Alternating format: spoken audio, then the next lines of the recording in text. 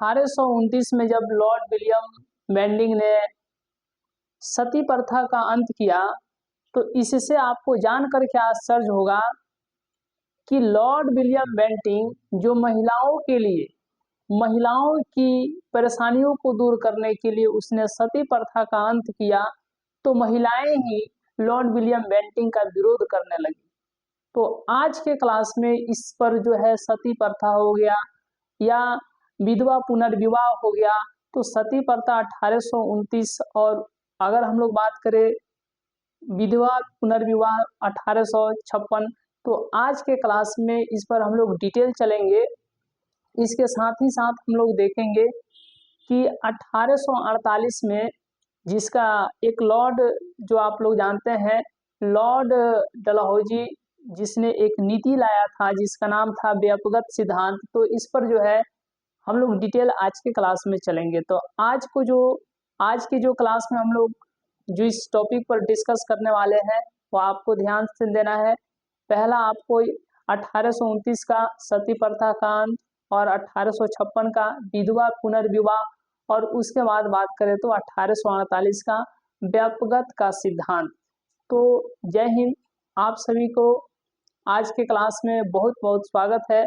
और जैसे कि आप सभी लोग को मालूम है कि चाहे आप 10th क्लास में हो या 11th क्लास में हो या 12th क्लास में हो, तो यदि 10th क्लास में है तो शाम को 6 बजे से, 12th क्लास में है तो शाम को 7 बजे से, और यदि 11th क्लास में है तो सुबह में 7 बजे से। ये 10th, 11th और 12th क्लास के जो आर्ट्स सब्जेक्ट है जैसे हिस्ट्री, ज्योग्राफी, पॉलिटी, इसके क्लास को हम बहुत ही अलग अंदाज में लाते हैं। और जैसे कि आप सभी लोग को मालूम है कि हम लोग इसमें बिना कंफ्यूजन का, बिना किसी डाउट का जो है एक एक टॉपिक पर जो है पूरा विस्तार से डीपली अध्ययन करते हैं।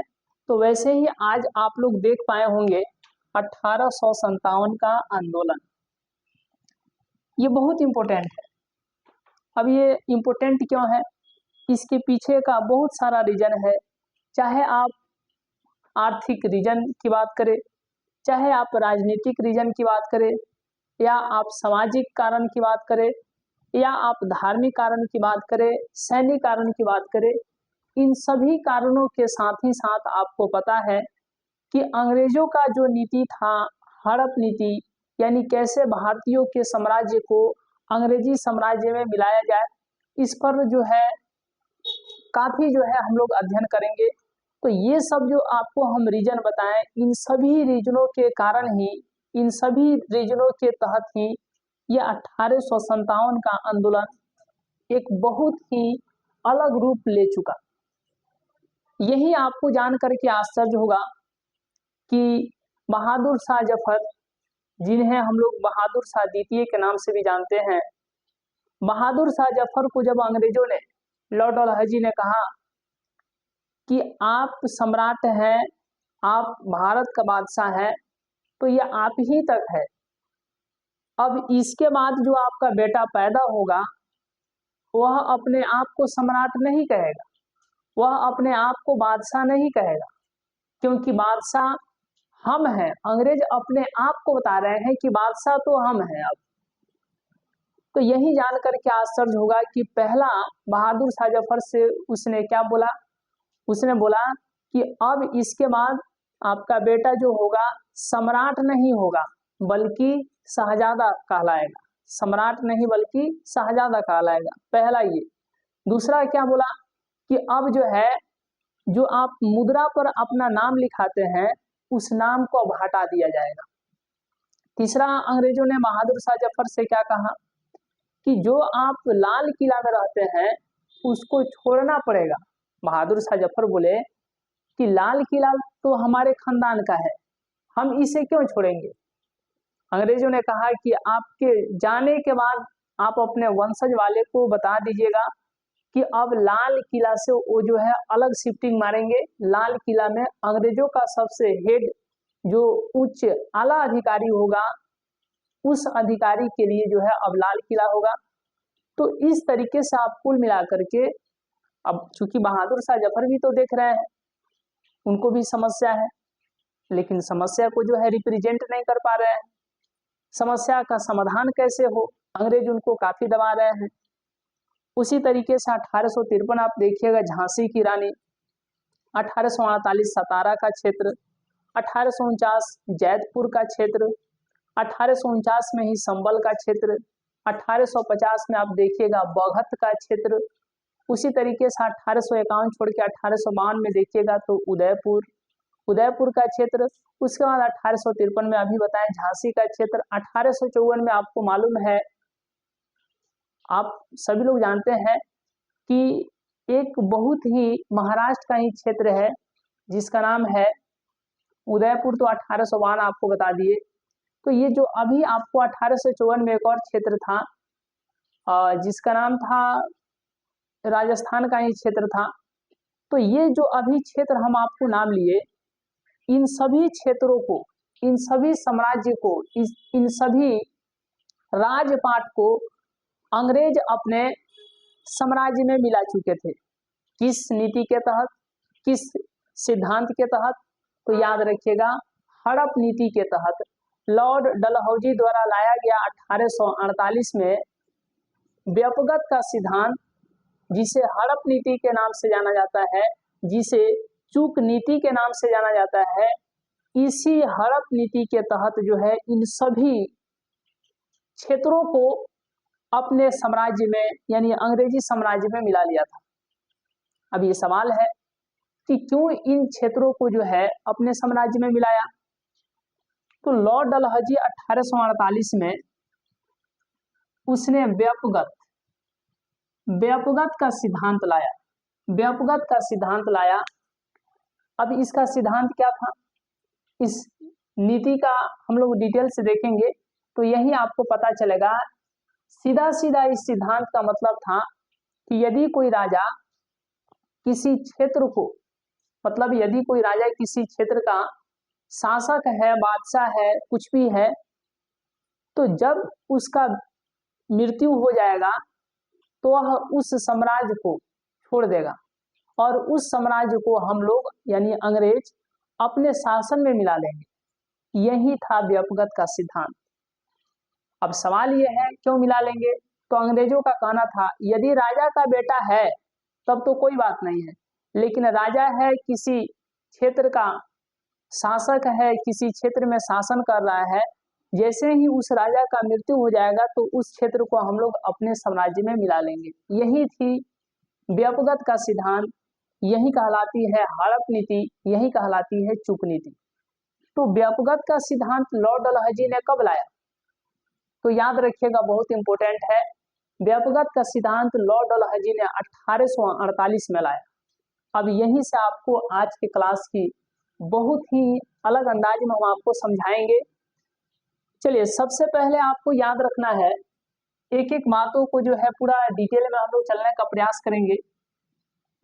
यहाँ पे आपको ध्यान देना है, सबसे पहले आप जब 12th क्लास के आज जो हम लोग हिस्ट्री को स्टार्ट किए हैं, या आप लोगों को मालूम है कि 12th क्लास का हिस्ट्री चैप्टर की बात करें तो चैप्टर नंबर 11 है। एनसीईआरटी बिल्कुल हम लोग चल रहे हैं, जिसका नाम है 1857 का आंदोलन। और उसी में फर्स्ट पेज जब देखिएगा चैप्टर नंबर 11 का पहला पेज, तो वहां पर आपको देखने को मिलेगा बहादुर शाह जफर का चित्र। डेट मीन्स आप ये समझ गए होंगे कि बहादुर शाह जफर जो है आज के क्लास में कितना इंपॉर्टेंट रहने वाले हैं। 1856 में जब आप अवध को देखिएगा तो 1856 में लॉर्ड डलहौजी कह रहा है अवध के नवाब से, लखनऊ के नवाब से, अवध यानी लखनऊ, कि आपको शासन करने नहीं आता है। आप जिस तरीके से शासन कर रहे हैं वैसे शासन नहीं किया जाता है, आपको शासन करने का ढंग नहीं। आप जो है शासन नहीं बल्कि कुशासन कर रहे हैं, इसीलिए लाइए अपना क्षेत्र हमें सौंप दीजिए। अंग्रेज कह रहा है कि अपना क्षेत्र हमें सौंप दीजिए। तो आपको लग रहा है कि इन सभी कारणों से जो भारतीय राजा हैं, इनके क्षेत्र को जो है अंग्रेज अपने साम्राज्य में मिलाना चाहते हैं। इससे भारतीय शासक, भारतीय राजा क्या संतुष्ट होंगे, क्या खुश होंगे? क्या आपको ऐसा नहीं लगता है कि अंग्रेजों की इस नीति से भारतीय शासक, भारतीय राजा इनका विरोध नहीं करेंगे, अंग्रेजों का विरोध नहीं करेंगे, बिल्कुल करेंगे।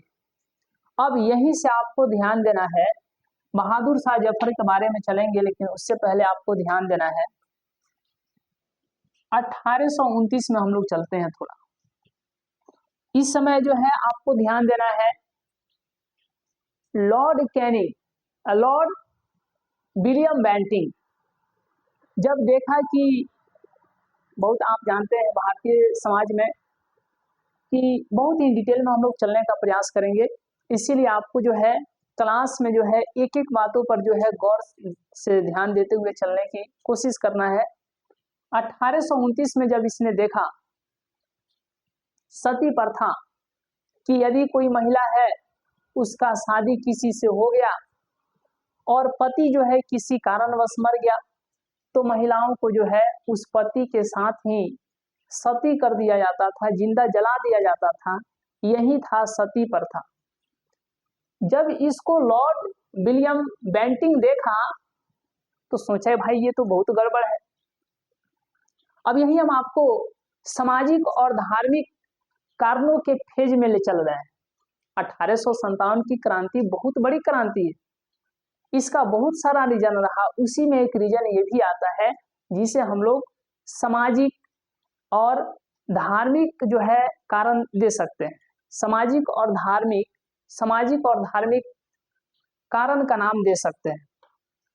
अब यहीं से आपको विशेष डिटेल ध्यान देना है कि देखा कि जब कोई महिला है और उसका पति मर गया तो उस पति के साथ ही इस महिला को सती कर दिया जाता है। डेट मीन्स यही क्या है, सती प्रथा है। इस प्रथा को देखा और इसने जो है 1829 में ही सती प्रथा पर रोक लगाते हुए, सती प्रथा का अंत करते हुए इसने नियम लाया और इस नियम में इसने कहा कि खबरदार किसी ने किसी महिला को जिंदा जलाया तो पति मर गया, लेकिन उसके चिता पर महिला, उसकी पत्नी जिंदा नहीं जलनी चाहिए। पति के साथ उसकी पत्नी सती नहीं होनी चाहिए। इस सती प्रथा को खत्म करो। और इसने नियम लाया, बोला कि अगर कोई महिला जल गई तो जो जाएगा जलाने उसके ऊपर मर्डर का केस चलेगा।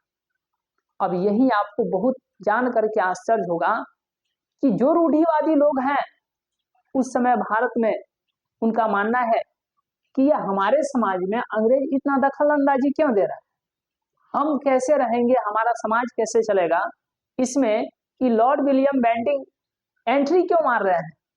अब यही कुछ रीजनों से जो है रूढ़िवादी भी अंग्रेजों से जो है गुस्साए हुए हैं।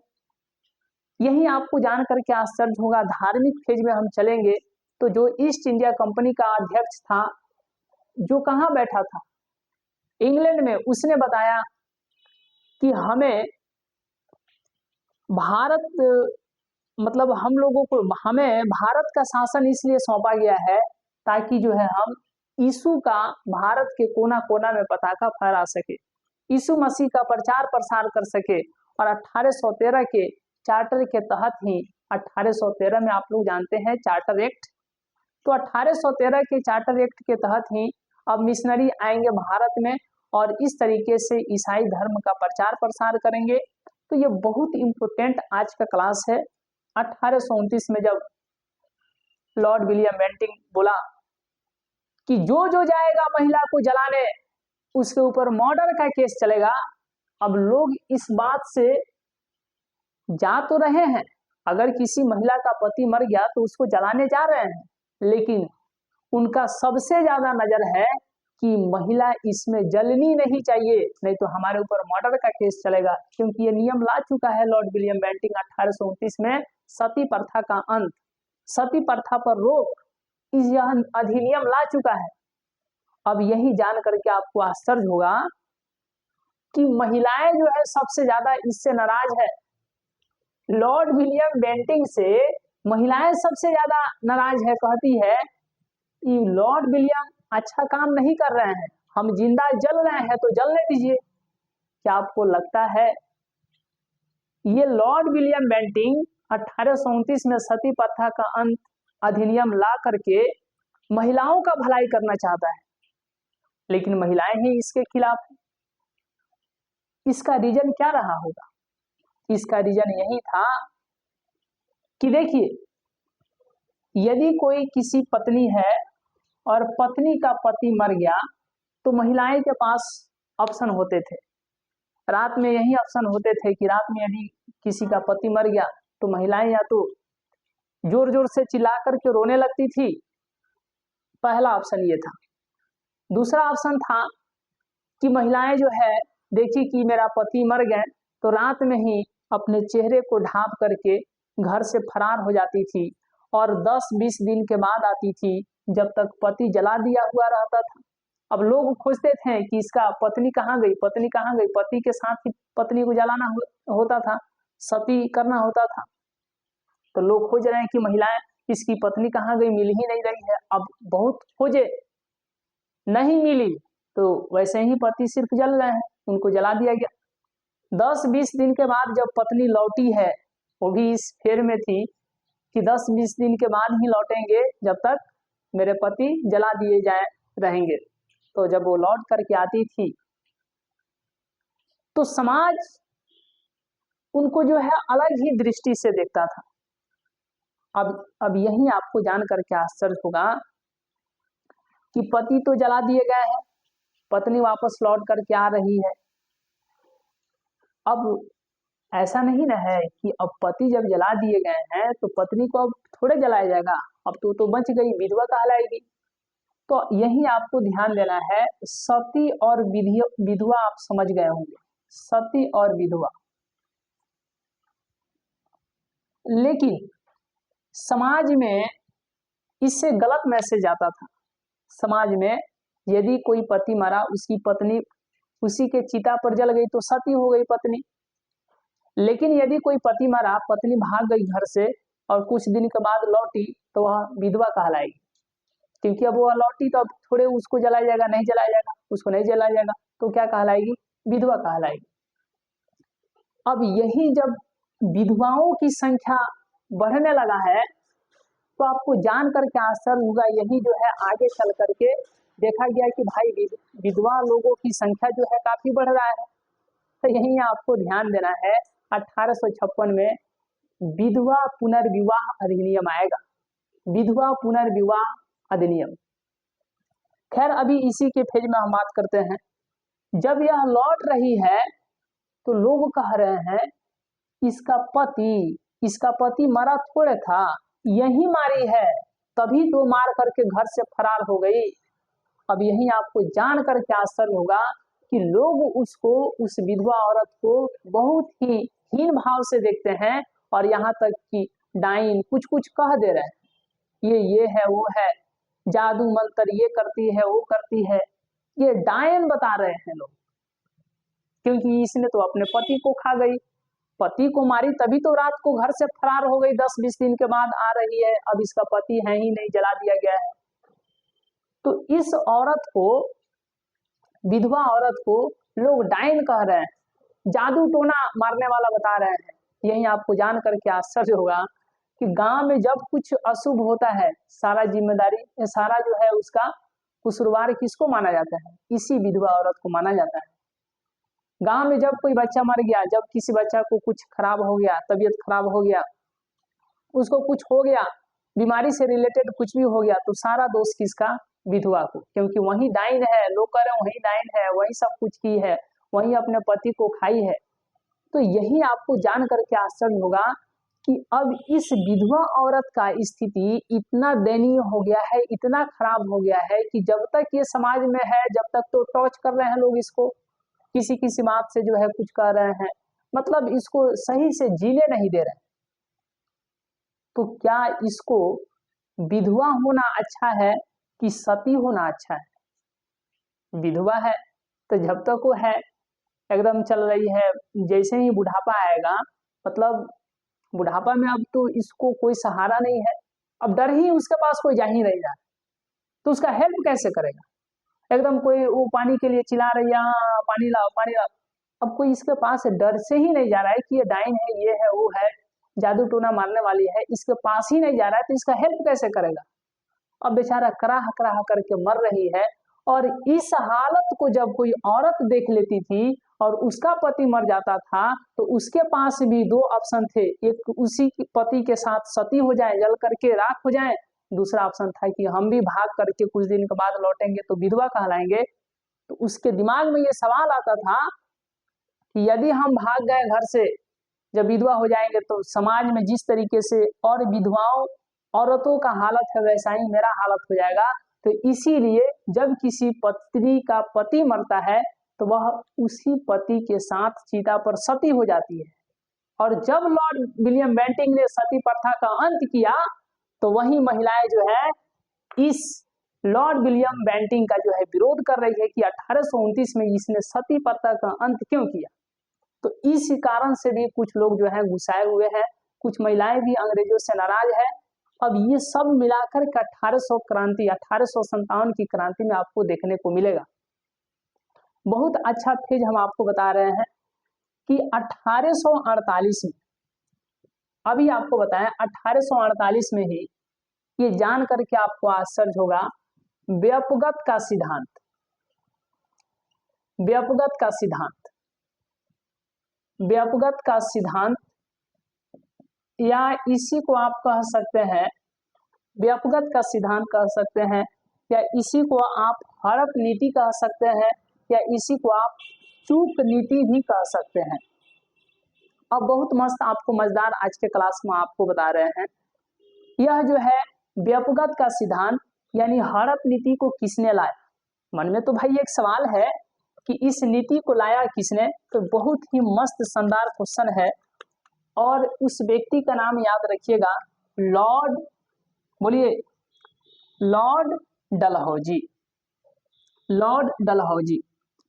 हम आपको इससे पहले भी क्लास में बताए थे कि चाहे वह लॉर्ड वेलेजली हो, चाहे वह लॉर्ड डलहौजी हो, ये लोग जो अपना नियम ला रहे हैं, जो नीति ला रहे हैं, ये कुल मिलाकर के भारत के जो भी राजा थे, जो भी उनके पास अपना राजपाट था, उस राजपाट को अपने अंग्रेजी साम्राज्य में मिलाने का ही प्रयास था। उस भारतीय राजपाट को अपने अंग्रेजी शासन में मिलाने का ही ये सब क्या था, प्रयास था।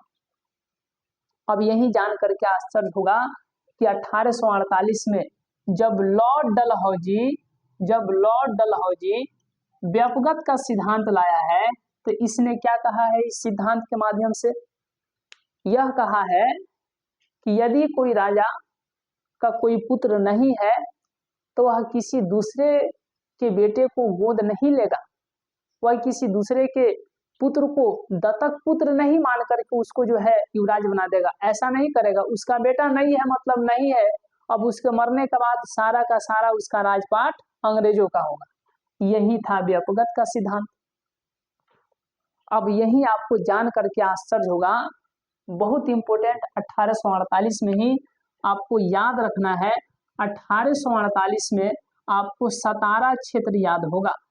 सतारा क्षेत्र का राजा अप्पा साहब है और अप्पा साहब का अपना कोई पुत्र नहीं है। जैसे ही अप्पा साहब की मृत्यु हुई, अंग्रेजों ने 1848 में इनके राजपाट को, सतारा के क्षेत्र को अंग्रेजी शासन में मिला लिया। देख रहे हैं कितना इंपॉर्टेंट पेज चल रहा है। अब यही आपको जान करके आश्चर्य होगा कि यहीं तक नहीं, 1849 में आपको याद रखना है जैतपुर, जो कि उत्तर प्रदेश में है, इस क्षेत्र को अंग्रेजों ने अपने अंग्रेजी साम्राज्य में मिला लिया। 1849 में ही बहुत इंपॉर्टेंट है जिसका नाम है संबलपुर। संबलपुर को जो है अंग्रेजों ने, यह आपको है उड़ीसा में, संबलपुर को भी अंग्रेजों ने 1849 में संबलपुर क्षेत्र को अपने अंग्रेजी साम्राज्य में मिला लिया। क्योंकि ये सब के पास ये जो भी आप देख रहे हैं, सतारा का क्षेत्र हो गया, जैतपुर का क्षेत्र हो गया, आप संबलपुर का क्षेत्र हो गया, इस राजा का अपना कोई बेटा नहीं है। तो उनके मृत्यु के बाद, उस राजा के मृत्यु के बाद अंग्रेजी शासन में जो है, अंग्रेजी साम्राज्य में जो है, इनके क्षेत्र को मिलाया जा रहा है।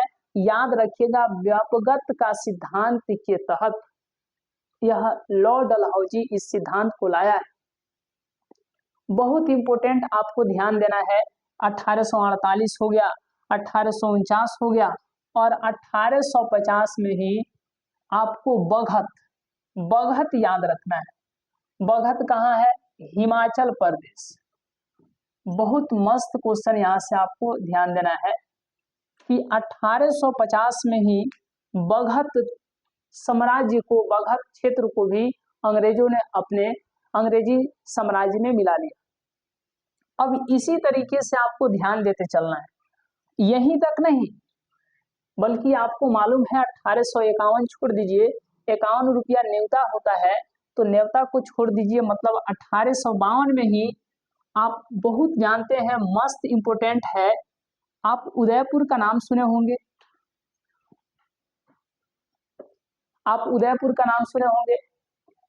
तो 1852 में ही उदयपुर क्षेत्र को जो है, उदयपुर क्षेत्र को अंग्रेजों ने अपने साम्राज्य में मिला लिया। ये कहाँ है आपको? राजस्थान।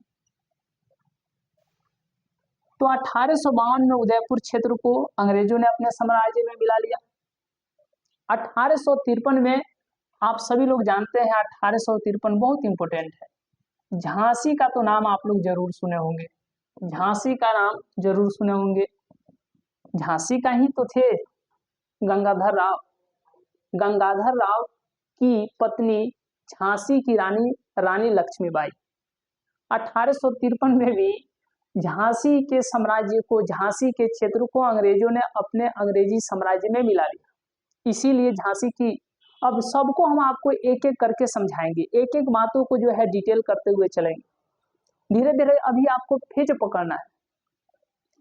तो 1853 याद रखिएगा, झांसी।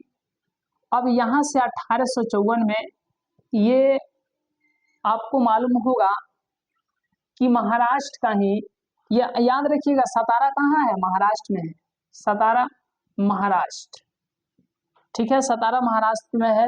महाराष्ट्र का एक और क्षेत्र था जिसे अंग्रेजों ने 1854 में अपने साम्राज्य में मिला लिया। 1856 में, यह आपको जान करके गहरा आश्चर्य होगा कि 1856 में बहुत मस्त और इम्पोर्टेंट है, अवध।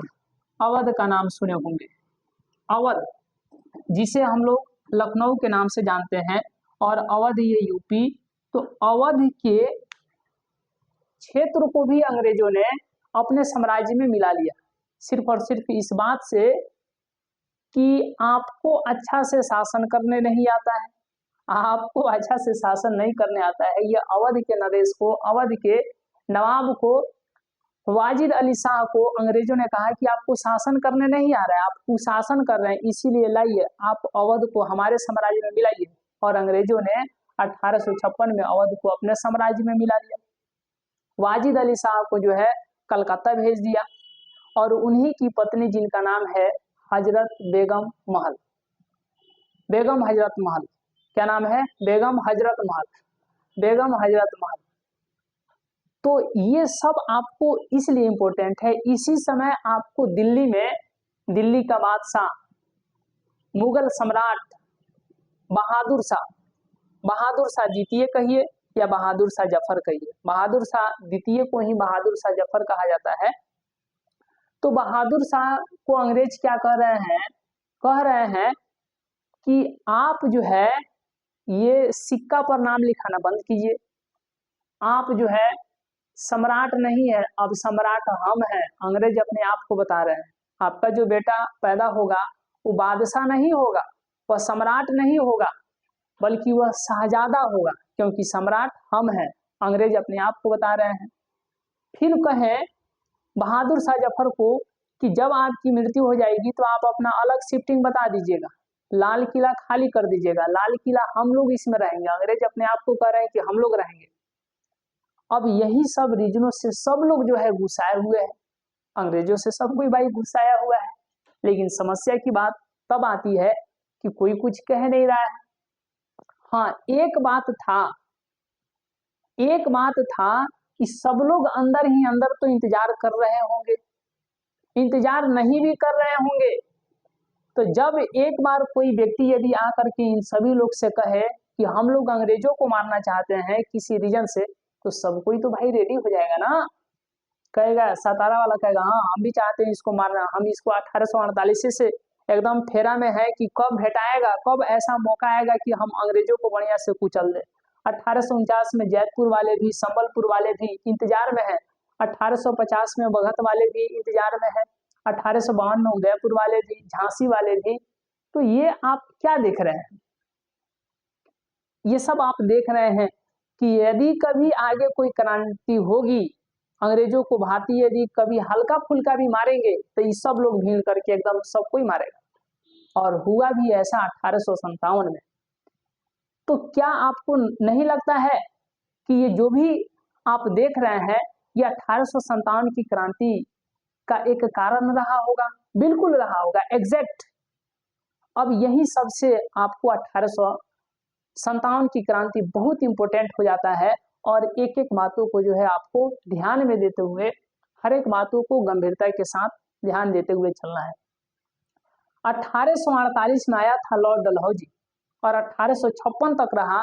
जब इसका देखिए 1848 में आया, 1856 में गया, कौन? लॉर्ड डलहौजी। 1848 से लेकर के 1856 तक इसने किया क्या है, बस भारतीय राजाओं को मार करके या जैसे भी हो उनके साम्राज्य को हड़प करके अपने अंग्रेजी शासन में मिलाने का काम किया। 1848 में भी किया है, 1849 में भी किया है, 50 में भी किया है, 52 में भी, 53 में भी, 54 में भी, देख रहे हैं आप, 56 में भी, जाने के वर्ष तक। अब बहुत मस्त आपको क्वेश्चन है कि 1857 में, 1856 में ही लॉर्ड कैनिंग आए। कौन आया है? Lord Canning. अब बहुत मस्त यहां से हम आपको बता रहे हैं, लॉर्ड कैनिंग जो आप देख रहे हैं, देखिए अब ये धर्म सुधार में हम लोग डिटेल से चलेंगे। किसके बारे में? विधवा पुनर्विवाह। विधवा पुनर्विवाह के बारे में अब हम लोग डिटेल में चलेंगे धर्म सुधार में। लेकिन यहाँ पर आपको थोड़ा सा हम पिन कर देते हैं, थोड़ा सा बता देते हैं। ईश्वर विद्याचंद्र का नाम आप सुने होंगे। उन्होंने कहा कि अरे भाई कोई विधवा है तो उससे आप इतना मतलब गलत व्यवहार क्यों करते हो, इतना गलत व्यवहार क्यों करते हो, उसे क्यों तुम लोग अशुभ मानते हो, उसे शुभ मानो। ऐसा कुछ ना है कि उसमें कोई बहुत बड़ा कमी है या वह जो है समाज के लिए अशुभ है, ऐसा कुछ ना है। बल्कि वो भी विधवा जो है वो भी जो है एक साधारण नारी की तरह ही है, उससे शादी करना चाहिए। अब ये जब बात जो है ईश्वर विद्याचंद्र बोले तो लोगों ने कहा कि शादी करना चाहिए, उस डायन से शादी करना चाहिए, विधवा औरत से शादी करना चाहिए।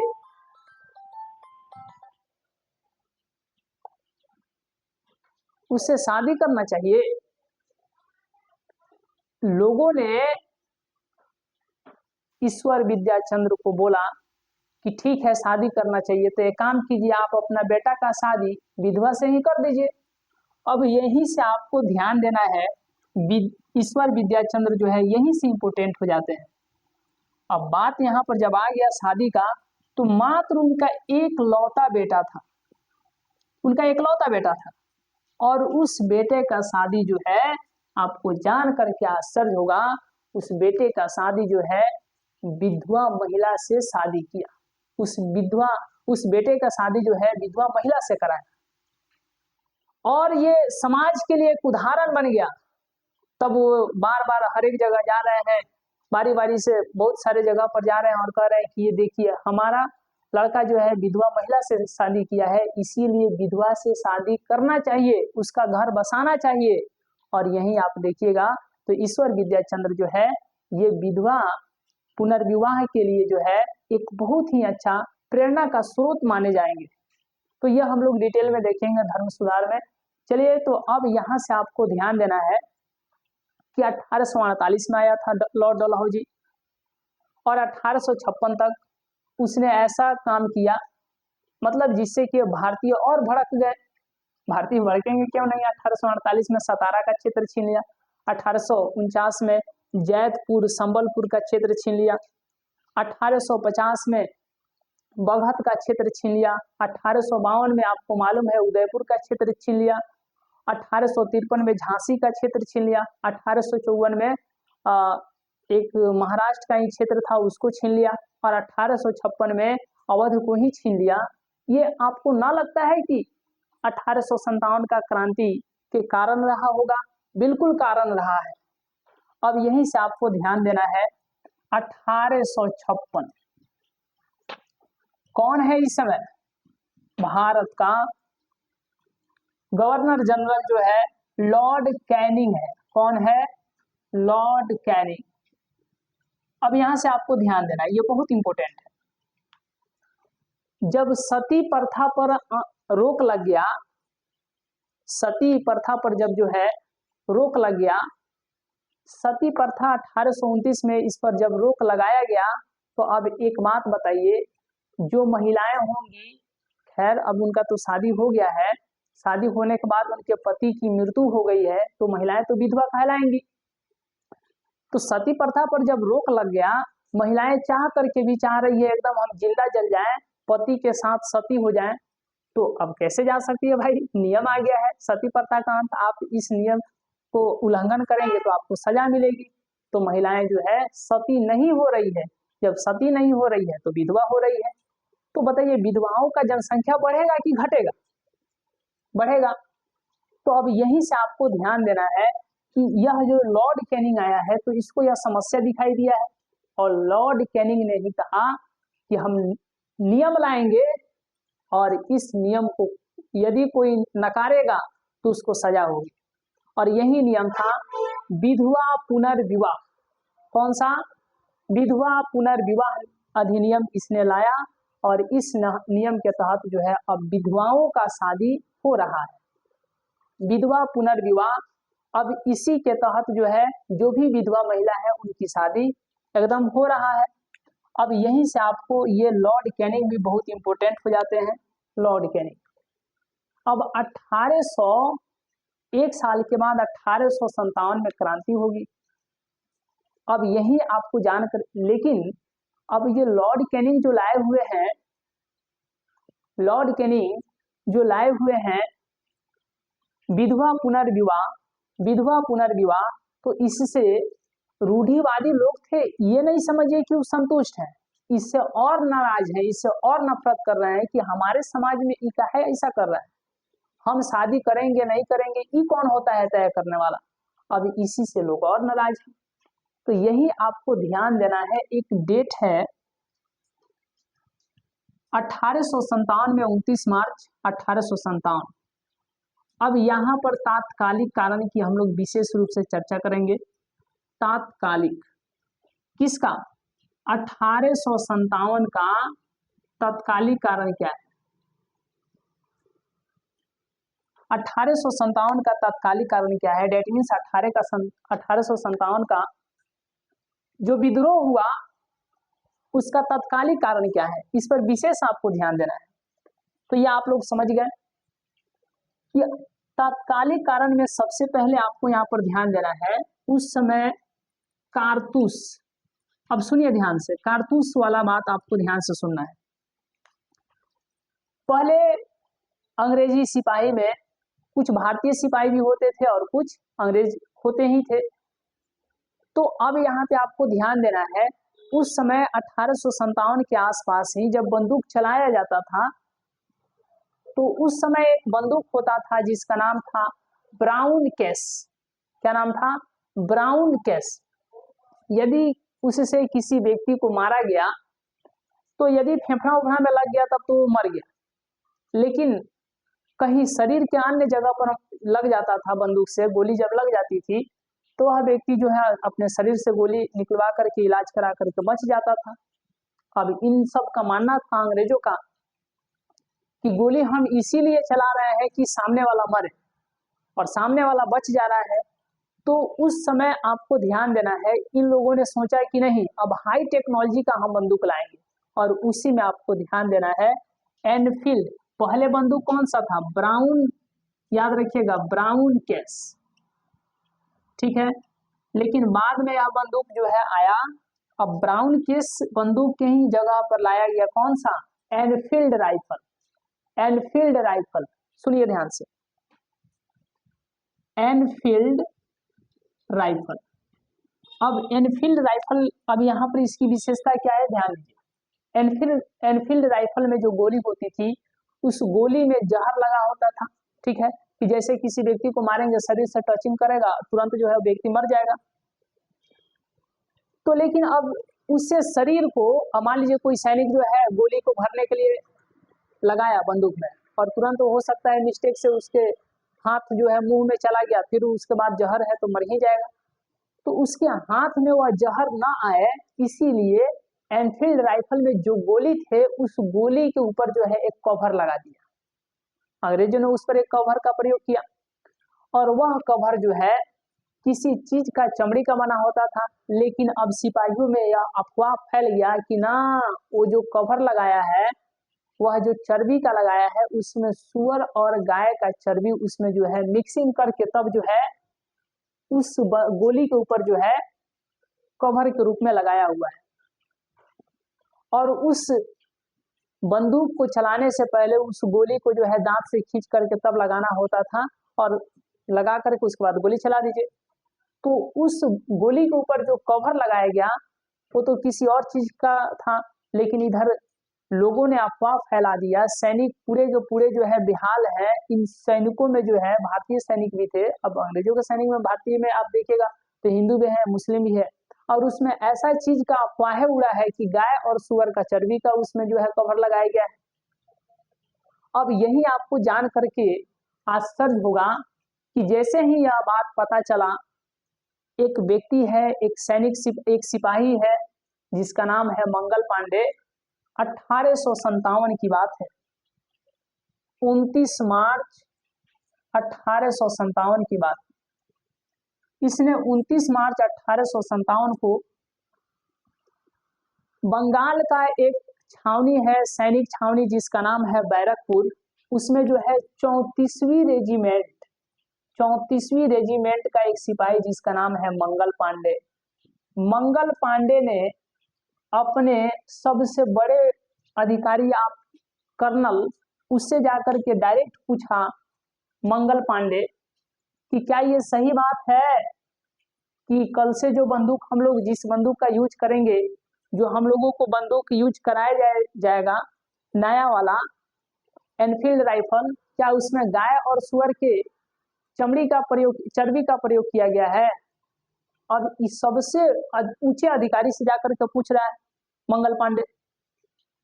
तो वह कहा, बहुत ही आप ध्यान दीजिएगा, सेना में सबसे ऊंचे पद आपको ध्यान देना है, बाघ, यह अधिकारी का नाम है, ऊंचे हाई रैंक के ऑफिसर का नाम है बाघ। और दूसरा था ह्यू रोज, ऐसा ही करके था, ह्यू रोज करके था।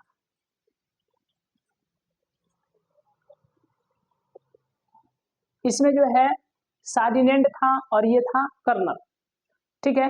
तो उससे जाकर के पूछा कि क्या ये सही बात है?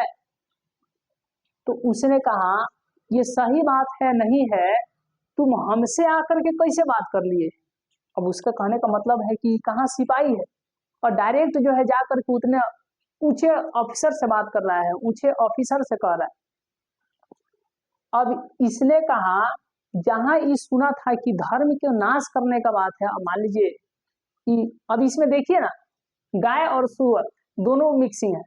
अब इसमें ना ही हिंदू छोड़ेगा, ना ही मुस्लिम छोड़ेगा, ना ही हिंदू लोग जो है छोड़ेंगे अंग्रेजों को, ना ही हिंदू लोग छोड़ेंगे, ना ही मुस्लिम लोग छोड़ेंगे, क्योंकि उसमें मिक्सिंग मार दिया है सुअर और गाय के चर्बी, ये दोनों जो है मिक्सिंग करके। तो अब इसीलिए अब इनको इस बात से गुस्सा था कि भाई हमारे धर्म को जब खत्म कर देगा, और इसने कहा कि कुछ भी है मतलब है, तुम हमसे ऐसे बात कैसे कर सकते हो। अब इसी के कारण जो है मंगल पांडे उसी बंदूक से जो है ह्यूरोज को मार दिए, और फिर जब बचाने आया बाघ तो दोनों को मार दिए। और ये घटना है 29 मार्च 1857 की। 29 मार्च 1857 की यह घटना है। उसके 9 दिन के बाद जो है 8 अप्रैल 1857 को मंगल पांडे को फांसी दे दिया गया। और यही आपको जान करके आश्चर्य होगा कि तब जो है भारतीयों के साथ कहा गया कि भारतीय जो सैनिक में है वह जो है बंदूक का यूज नहीं करेंगे, लाठी उठी दो बस इसी से काम चलाओ, क्या पता मंगल पांडे कौन निकल जाए फिर किसी को मार दे गोली। अब यही आपको जान करके आश्चर्य होगा कि आगे जो अब यहां से लड़ाई स्टार्ट है, 10 मई 1857 अब यहाँ से लड़ाई का फेज चालू है। तो अब यहाँ से आगे की क्लास में हम लोग देखेंगे। आज जो है हम लोग मंगल पांडे तक देखे कि मंगल पांडे जो है 2 बड़े बड़े ऑफिसर को गोली मारे हैं, सेना के 2 बड़े बड़े ऑफिसर को गोली मारे हैं। और यह बात है 29 मार्च 1857 की बात है। याद रखिएगा, बंगाल, पश्चिम बंगाल, बैरकपुर सैनिक छावनी, बैरकपुर सैनिक छावनी और 34वीं रेजिमेंट के सिपाही है मंगल पांडे। 29 मार्च 1857 को इन्होंने गोली मारा और 8-9 दिन के बाद जो है 8 अप्रैल 1857 को इनको फांसी का सजा दे दिया गया। अब यहाँ से आगे के क्लास में हम लोग देखेंगे। तो अब आज के क्लास में हम लोग यहीं तक कराने देते हैं। देखिए, यदि आप 10th क्लास में हैं तो शाम को 6 बजे से, यदि आप 12th क्लास में हैं तो शाम को 7 बजे से, यदि आप 11th क्लास में हैं तो सुबह में 7 बजे से आप हमारे साथ इसी MDS क्रांति चैनल पर रेडी रहिएगा। और पूरे धुआंधार तरीके से हम लोग आर्ट्स सब्जेक्ट को, जैसे हिस्ट्री, ज्योग्राफी, पॉलिटी और इकोनॉमिक्स जैसे सब्जेक्ट्स को हम लोग देखेंगे। तो सिर्फ यदि आप चाहते हैं आर्ट्स पढ़ना तो एकदम बेधड़क आप हमारे साथ जुड़ जाइए।